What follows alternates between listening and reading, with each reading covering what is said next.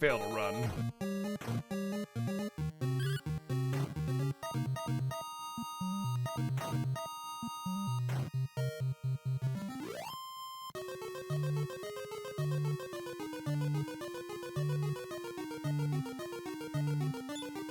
Well, okay, so like the encounter rate in this game is already pretty high, but I mean it just felt like particularly high for even for DQ2, you know?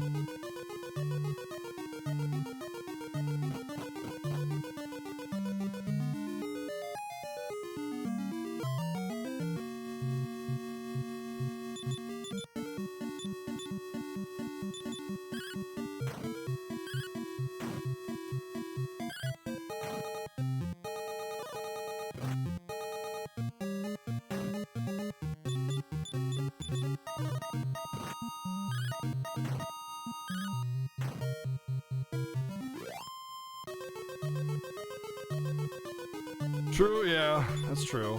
Well, I think it's more along the lines of that, like, there's no like cleverness in how the encounter rate is designed. It's just you have a random chance per step to get an encounter kind of thing. Like, Lufia 2 actually has one of the best systems for it. The first 4 tiles that you step on the world map, you cannot get an encounter. So you step 4 times, and then the 5th step you can finally get an encounter, which I think is a really good way of doing it. It means you're not just gonna get 1-step encounters, 1-step encounters, 1-step encounters. Hey, what's up, Funmaster?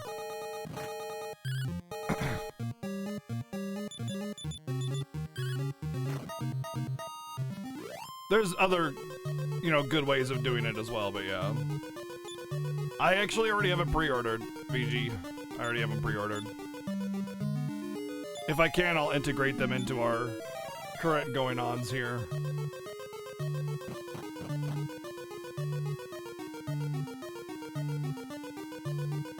Oh, that's... Oh, I see what that is. Okay, that's a circle. Wait, is it?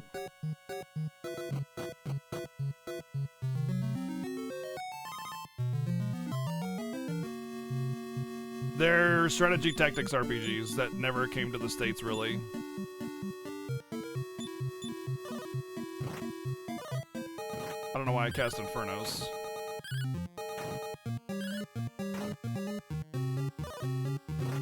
I thought it was the second one that did. But they're Sega Genesis games.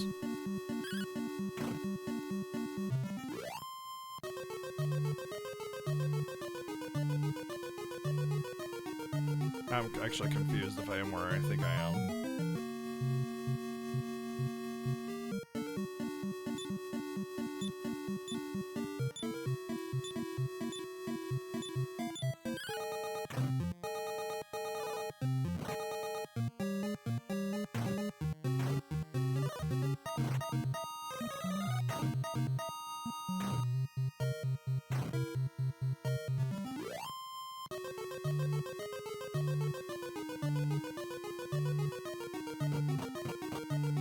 I gotta get the Printy games? No, no interest. I don't get sold by franchises usually. You know what I mean? Like, just because it's Disgaea doesn't mean that I want to play it. Like, it's a weird, pretty platformer thingy, right?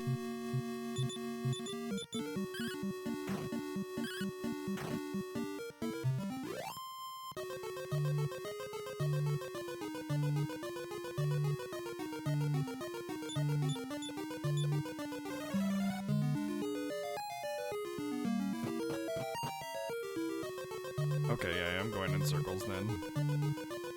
What's this one lead to?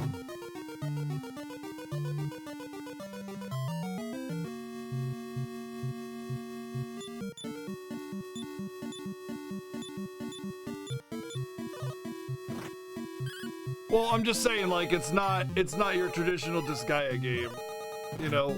So just because it's Disgaea doesn't mean I'm gonna be like, yeah, I'm gonna get it. It's gonna be the best thing ever, you know? Some people really just get sold by the franchise itself, and they don't really care about how good the game actually is. They just like the franchise. And a lot of the time those side games from that franchise often suck. Case in point, 13-2, Lightning Returns, X2, Crisis Core, The After Years, Revenant Wings. Compared to the main numbered Final Fantasy, all of those games are pretty trashy.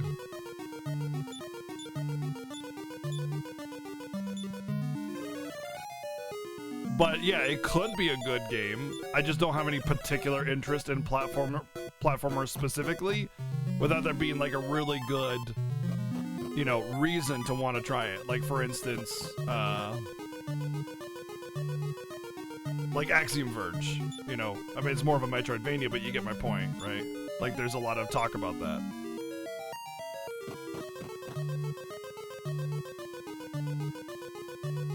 A national trash heap of a treasure. Is 13-2 an improvement over 13? No. Like the combat in the Crystarium are slightly better, and you could argue that they're improved, but the game being better than Final Fantasy 13, no. Overall, no. 13-2 is a cheap pile of rehashed trash comparatively. 13 is actually a very good game, but it just gets a bad rep due to stupid game reviewers playing 5 minutes of the game and going, hallway simulator. Yeah, the story is really bad in 13-2. 90% of the game's content is just side questing, generic side questing, and repetitious content, which is true of most FF side games as well. Crisis Core is literally a mission selector where 90% of the game is side missions. Does it have hope? Unfortunately, it does. Although most people say hope in 13-2 is actually a huge improvement. I don't really see it.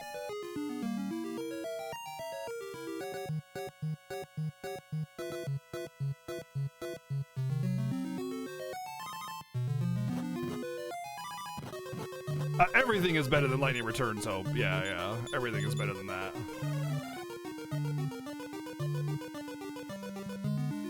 FF went away from its formula and turned into a weeb culture pile of crap. All of the side games kind of, sort of, fall into that, but not the main games, no. None of the main games are like that at all. Defeat Argon, I will grant thee advice. Will thou do this? Yes. Once thou hast 5 crests, seek out the good wizard Rubis, who dwells in the depths of the sea south of Middenhall. I have 4 crests. Yeah, I can't do that. 4 and 11? What? Last year Final Fantasies were the online ones. No, man. Final Fantasy 12, 13, and 15 are all true Final Fantasies. Like, what do you seek in a Final Fantasy? Turn-based? That's not what a Final Fantasy is. It never has been. In fact, one could argue Final Fantasy is the least turn-based of all the retro RPGs due to the ATB system.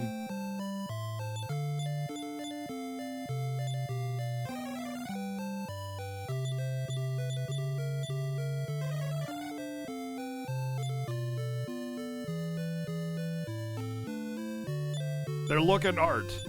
Every Final Fantasy has a different art style, aesthetic, world, everything. What are you on? No, that's not it either. Final Fantasy has always been about reinventing the wheel and creating something new and different that the franchise has not seen. It's always stood outside. That's what makes it so good, is that it always does something different and new and nails it every single time. The art style, the setting, the world, the characters, literally everything in every Final Fantasy is different. Like, the only reason that the first, 6 Final Fantasies even look similar is because technology limited it to frickin' 16 or 8-bit graphics.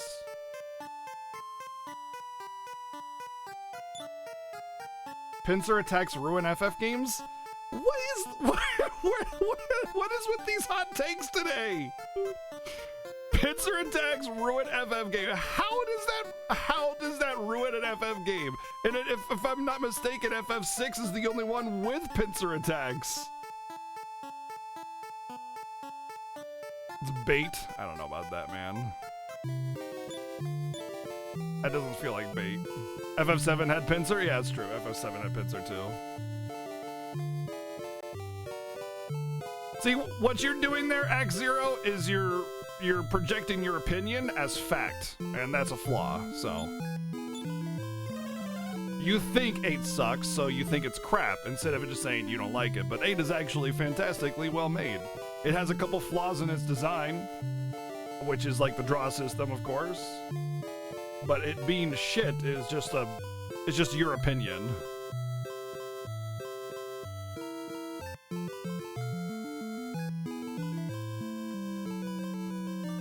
And saying 9 is bad because I had a bad strategy guide? Oh my, I can't talk to you, man.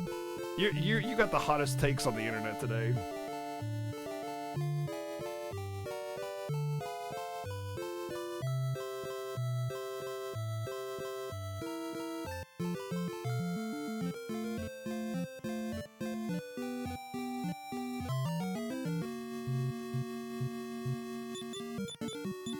Yeah, I think we're just in troll land, y'all.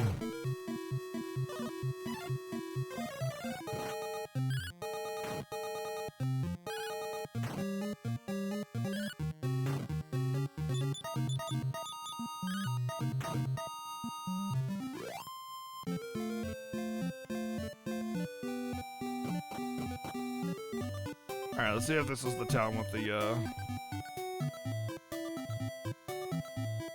fortune teller or whatever. I don't think it is.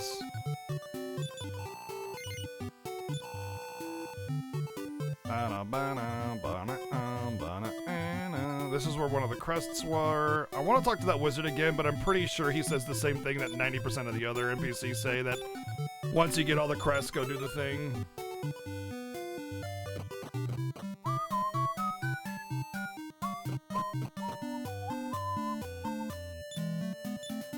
Just talk. The town of the great and good wizard lives in the cave of the sea. If thou hast the 5 crests, he will come to thee. I guess that kind of means that I need to get the last crest. But it feels like I need the eye to get the crest, and I need the crest to get the eye? Maybe I need to talk to more NPCs about the Eye of Hargon. But I thought that they said that the wizard would give it to me, the good wizard.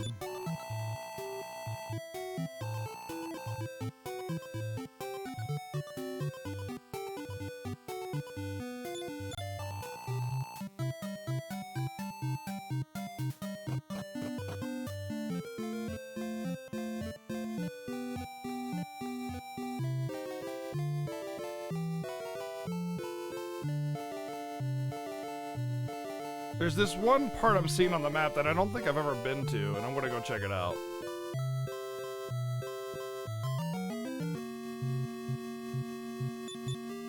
Well, I mean, if I really wanted to know how to get anywhere Axie, I would just Google it or ask chat, and I don't. I like to play games blind, so I'll figure it out eventually.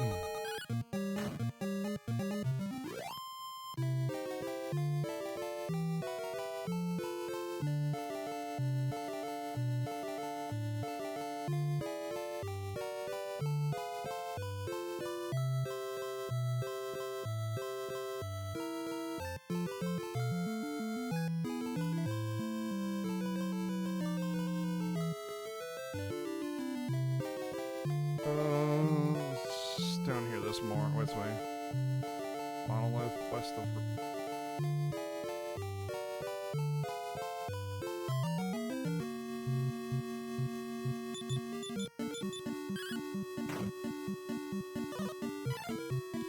Yeah, there's some really questionable design in this game.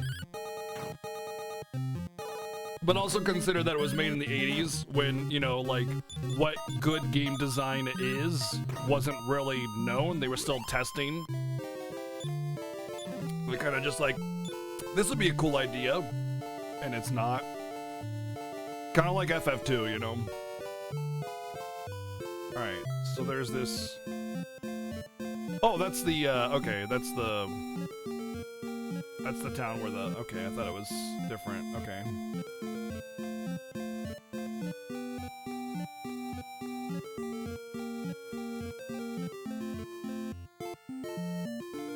Yeah, I didn't even bother trying that game, Darkrai. I didn't even bother trying it. Although I'm playing Sardines. Yeah, I'm playing Sardines. Thank you, Yummy, for the 100 Sardines, man.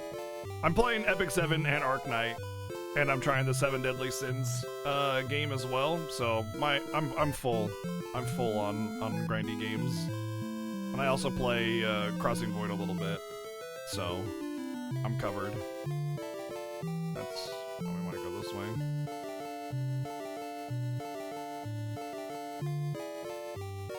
Got bored with Arknight? I actually really like it.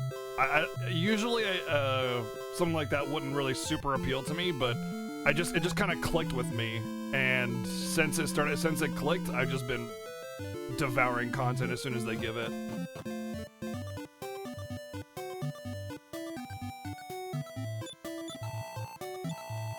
I was about to quit it though, I'm not gonna lie. There was a point where I was just like, dude, this game seems so like frustrating and annoying and impossible and grindy, and then when it clicked, I knew what I needed to grind and how to grind it, and then it went really fast from there. But yeah.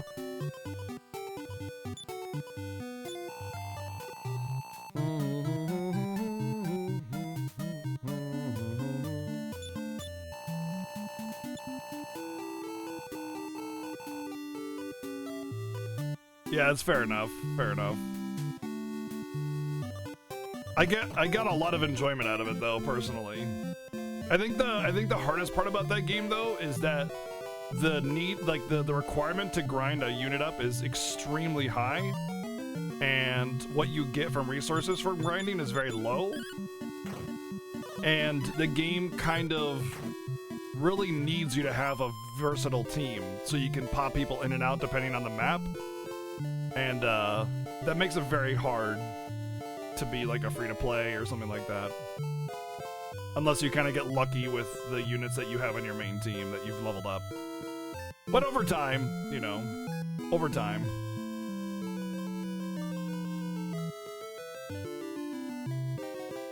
Not everyone, but you need a good,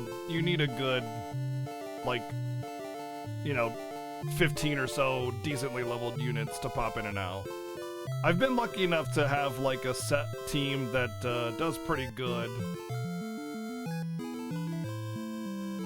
without having to worry about swapping in and out. Oh yeah, I got you. Yeah, of course, hyperbole, of course. I don't think the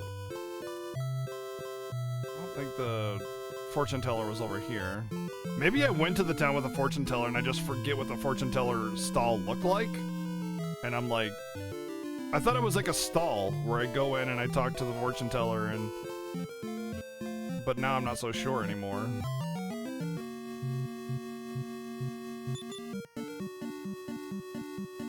What is the current objective? Alright, so it's kind of up in the air a little bit. So I have 4 of the 5 crests. I need the last crest, but there's also this water water gate that's locked, and I know this thief named Rogue Fatfinger stole the key, and I need to find him and get it. I don't know where he is.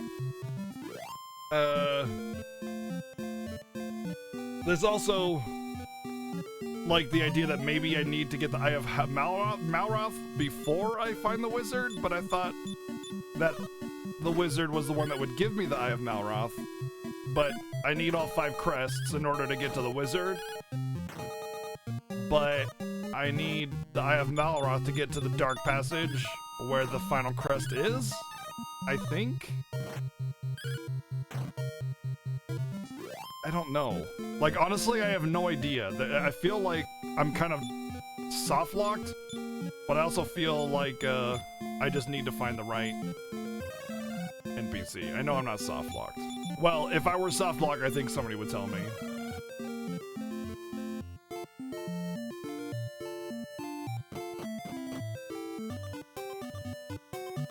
But I don't think this game is that kind of game that can be soft-locked.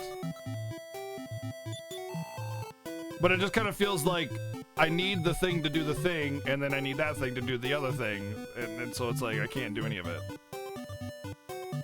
That's what it feels like.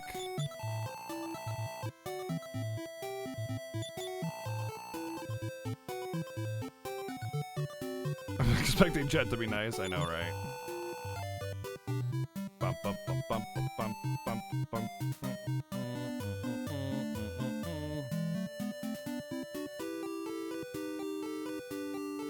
Only click the music on DQS. Is this from this and the other titles?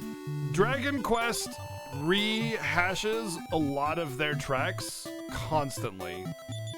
Constantly. Like, if you go across the entirety of all of Dragon Quest, all of it, except for maybe the MMO, you would get maybe 70 unique tracks, would be my guess. Something along those lines. You know what I mean?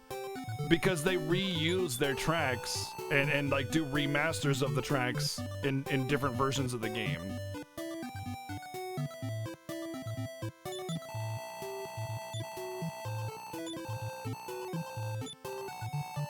And I get drawing on nostalgia a little bit, but Final Fantasy draws on nostalgia just fine. And every Final Fantasy has a unique audio aesthetic to it. Like, if I were to play a track and you're a Final Fantasy fan of all of the franchise, you would know instantly which number it was from.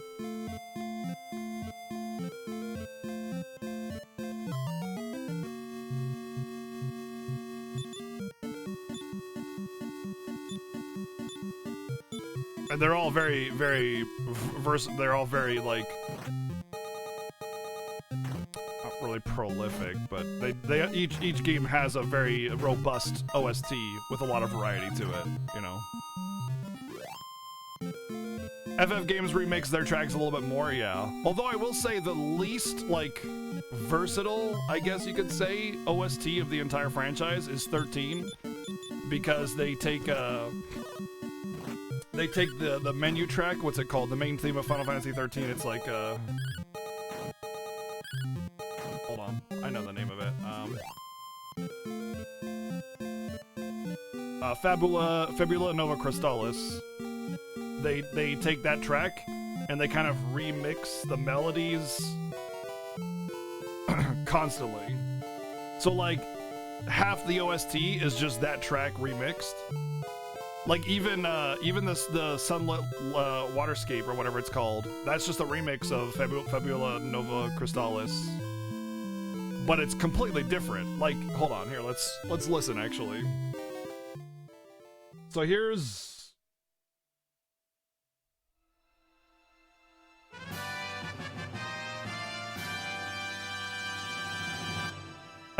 Thank you, Sardines, for the 1,376 bits, dude. Thank you. So here's like the main theme of Final Fantasy, right?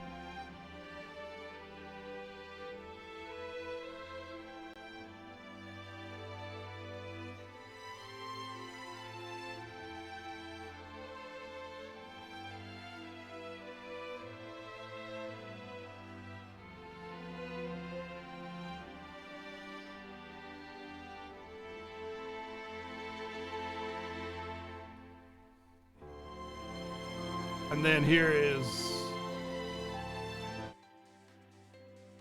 Sunlit Waterscape. It's the same track.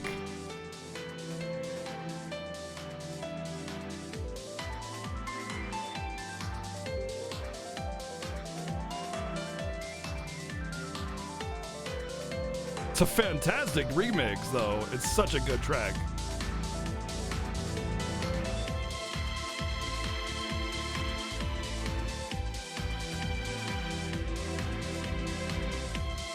Whoops, I'll attack the freaking, okay.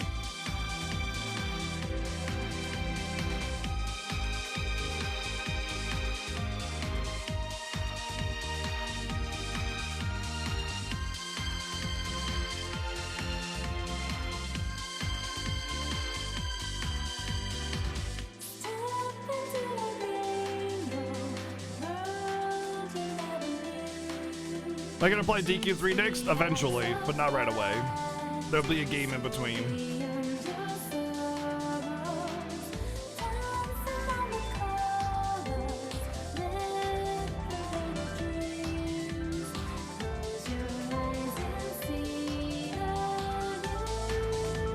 You don't like tracks with lyrics? Man, so good though, dude.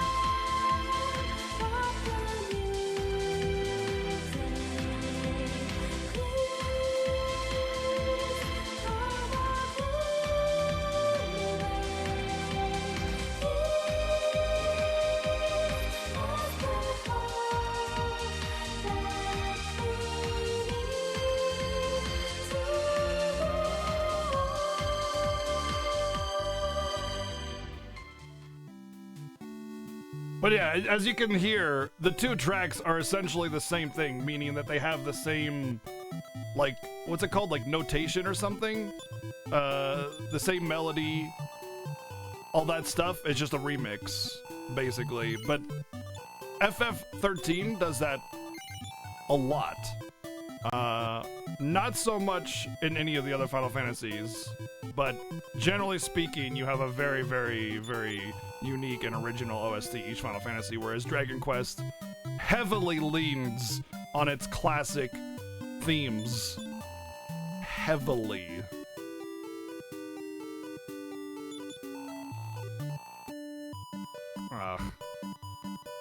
Yeah, 13-2 and Lightning Returns, they just pretty much just use 13's OST with a couple of unique tracks. But again, I don't really count. The last track was called Sunleth Waterscape.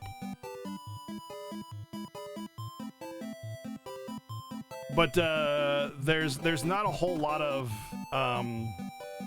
like credibility that can be given to the side Final Fantasy games anyway. So, you know, if they copy the OST and the assets, there's just par for the course.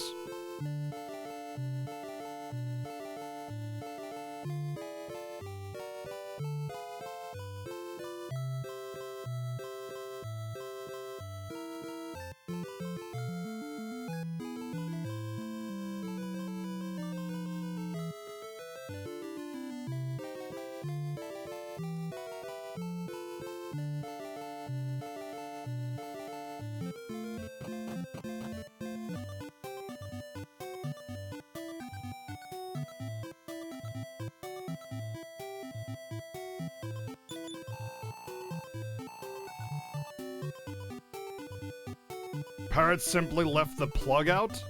What?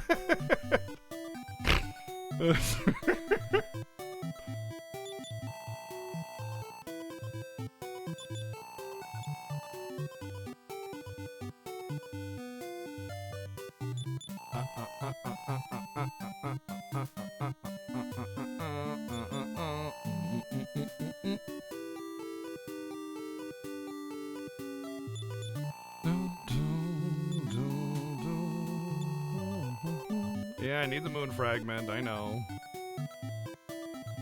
I need the moon fragment, I need the final crest, I need the Eye of Malroth, and I need one other thing. Wow, wow, wow. Dragon Quest Builders 2 heavily references this game. It basically follows the same story and everything for the most part, except for like modernized, you know. It's its own story, but like the major themes are all there.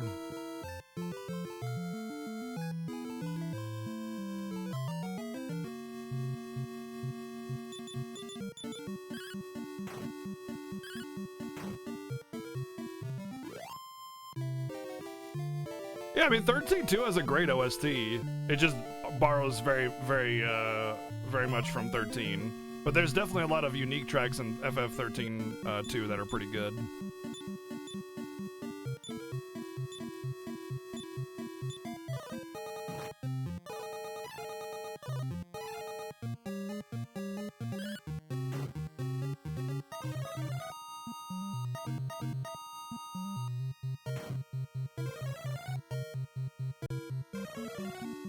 Chrono Crash, stop trolling the chat.